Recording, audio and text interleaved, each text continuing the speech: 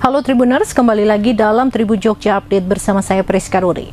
Seorang pria penyandang disabilitas ditetapkan sebagai tersangka dalam kasus ruda paksa seorang mahasiswi di Mataram. Pria berinisial AG tersebut diduga telah menodai korban M di sebuah homestay di kota Mataram pada 7 Oktober 2024 lalu. Direktur Reserse Kriminal Umum Polda NTB, Kombes Syarif Hidayat mengatakan, tersangka dijerat dengan Undang-Undang Tindak Pidana Kekerasan Seksual dan terancam hukuman maksimal 12 tahun penjara. AG yang saat ini sudah menjalani 17 hari tahanan rumah membantah telah melakukan tindakan kekerasan seksual tersebut. Peristiwa ini berawal ketika tersangka dan korban bertemu di Taman Udayana Mataram.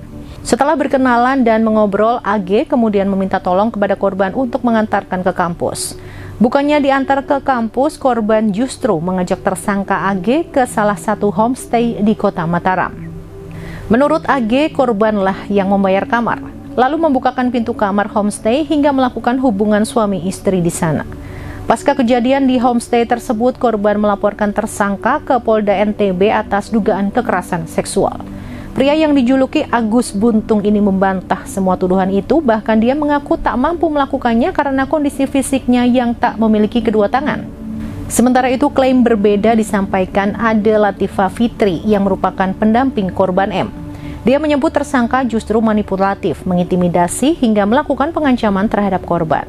Justru tersangkalah yang menurutnya mengajak korban ke homestay setelah berhasil memanipulasi kondisi psikis korban.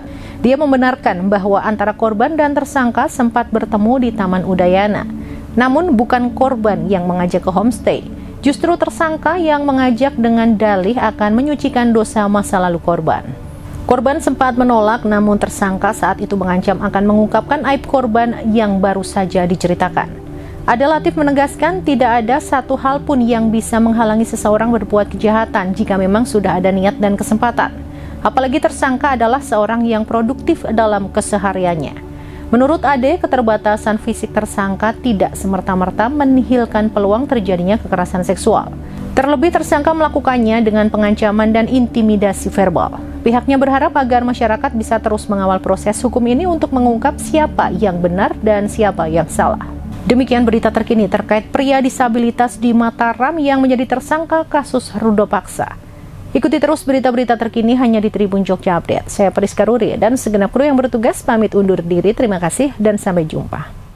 Download Tribun X sekarang. Menghadirkan lokal menjadi Indonesia.